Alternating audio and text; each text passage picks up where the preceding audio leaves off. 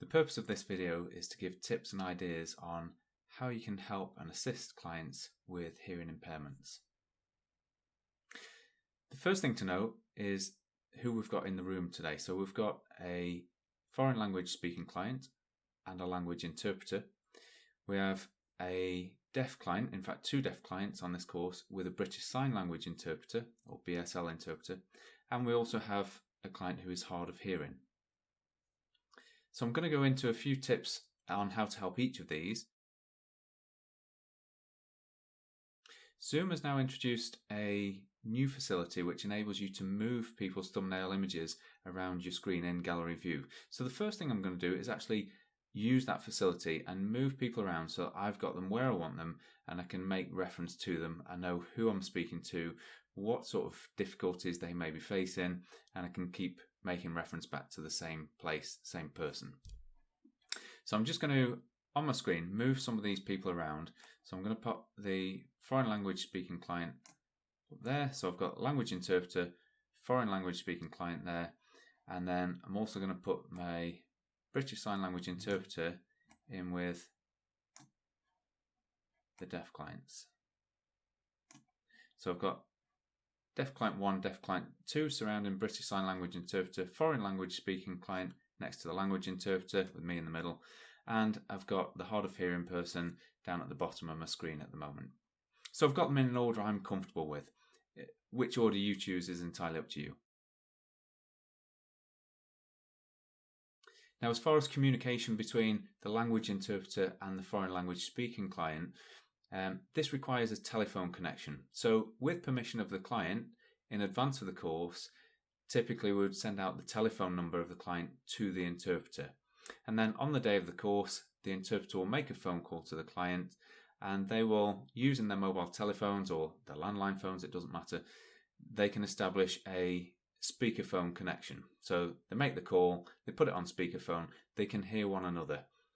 And typically throughout the course they would both remain on mute, unless of course they wish to speak, in which case the client, if they wish, can unmute and say what they can actually share, or alternatively the language interpreter can unmute and speak on their behalf. Whether that's to answer questions or to ask questions, it doesn't matter. But once they're finished, they pop themselves back on mute and they continue speaking to one another.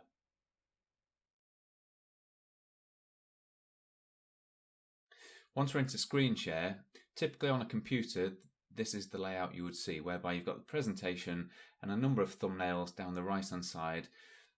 But of course you can't see all the thumbnails of the people in your course, particularly if there's 8 or 9 of them. So you end up having to scroll up or down to see everybody and whether they're trying to communicate with you. Now this is a particularly important thing for the deaf and the British Sign Language interpreter. They need to be able to see each other at all times throughout the course so they can interact without interruption.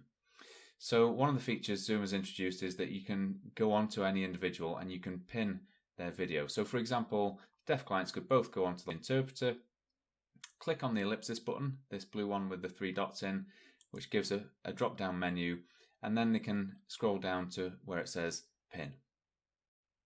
And that will then put the video of the interpreter up at the top of those thumbnails, which means they can always see them. They can always see what the interpreter is signing for them. Vice versa, if the interpreter wants to see both the deaf clients, then they too could click on one of the deaf clients, let's say deaf client number 1, click on the ellipsis button, go down to pin video, click on that. That will put the deaf client up to the top of the menu, and then they can go to deaf client number 2, click on the ellipsis button, and this time click add pin, and that will put them up to the top with deaf client 1 as well. So the interpreter then can see both deaf clients at all times through the presentation.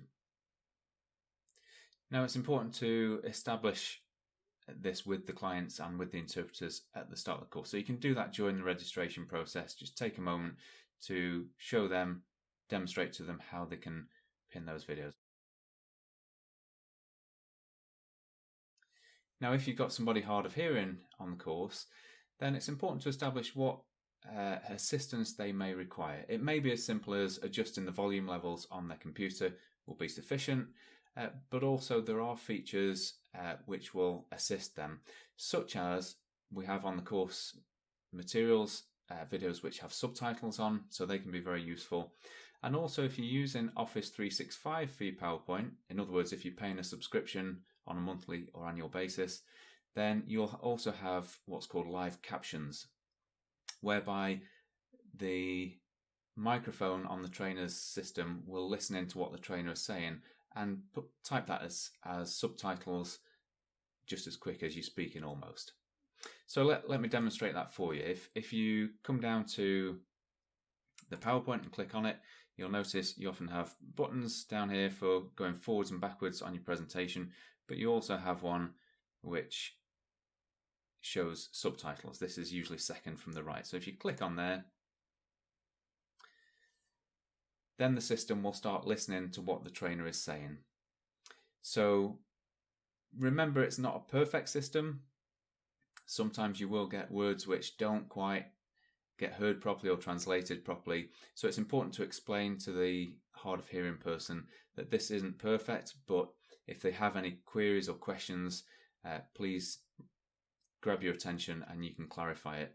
Or if there's any offensive wording, please don't take offense at that. It's just the computer mishearing things.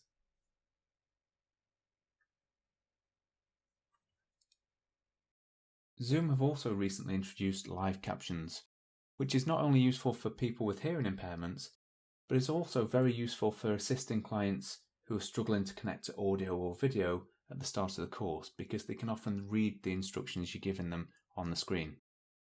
So to set this up, if you go into zoom.us, go into My Account,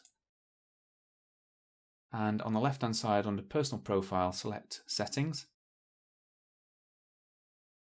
We're going to go right down to In Meeting Advanced, where you'll see what's called closed captioning. Turn this feature on,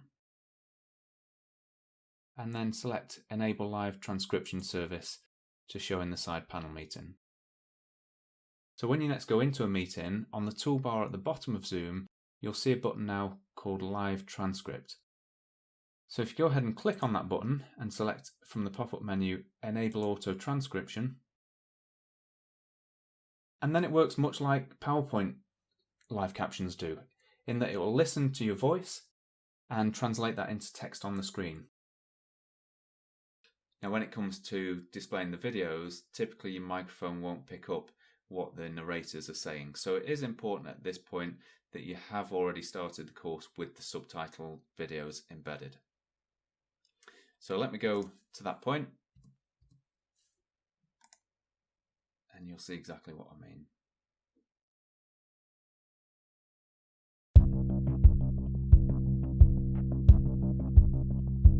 Many people who go on speed awareness courses say, yes, it's true, I was driving a few miles an hour over the speed limit.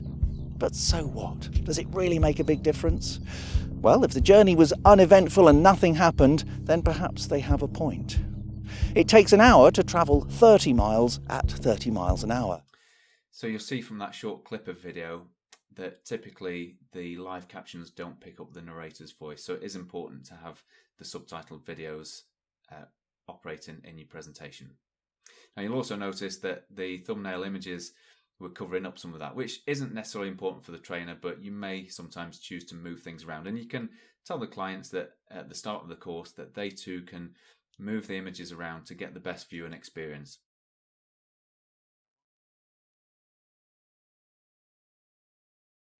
The trainer ideally wants to see all the clients at once, which, as you can see from the thumbnail images down the right hand side of the screen, you don't see everybody, and so you have to use these scroll arrows to go up and down and make sure you keep in regular contact with the clients to see that they're engaged and see whether or not they're trying to grab your attention, whether they've got the hands up, the thumbs up, or the thumbs down. But one feature you can use, if you go to the top of those thumbnails, on the control bar there, you've got a button with 9 dots on. If you click on that, then you'll receive these little triangles in the bottom left and right hand corner that you can just click and drag and reshape this to the size that you want so that you can see everybody in the room, and so you can keep a close eye out and it will catch your attention if anyone raises their hand. Sure, that covers up some of your presentation, but typically the trainer will know what's on those presentation slides anyway. And remember, this doesn't affect the viewing experience of the client. The client has their own set of thumbnail images and they can move those around as they wish. If you're unsure of any of these things and would like more detailed information, then please contact your course provider, who will only be too happy to help. Make sure you ask the client during the registration period what things will be beneficial for them. Don't make any assumptions, but make sure when the course starts, you've come to an agreement with them of what facilities you will use to assist them. And most importantly, test these things in advance. It's worthwhile trying on both a computer and a mobile device so that you know how the functions and buttons work on each. And it's also worthwhile testing the difference between the host's perspective and the guest's perspective. So maybe set yourself up a Zoom meeting so that you can see both sides. And that's it. I hope you find that goes some way in helping you to assist those clients who have hearing impairments.